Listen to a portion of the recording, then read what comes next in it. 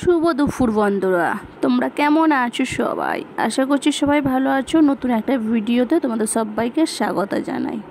তো চলো, কি রান্না হয়েছে আজকে সোমবারে শেয়ার করি। তো সোমবার নিরামিষ, গাজর টমেটো দিয়ে ধোয়া মুগের ডাল হয়েছে, মুগের ডাল।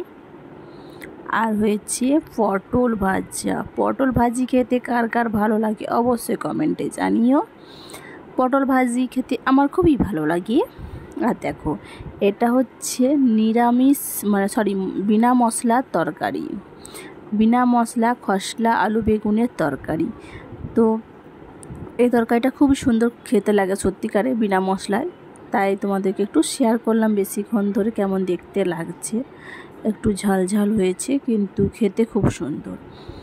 আর ভিডিওটা কেমন লাগলো অবশ্যই কমেন্ট বক্সে জানিও। আর এটার যদি রেসিপি জানতে চাও অবশ্যই কমেন্ট করো।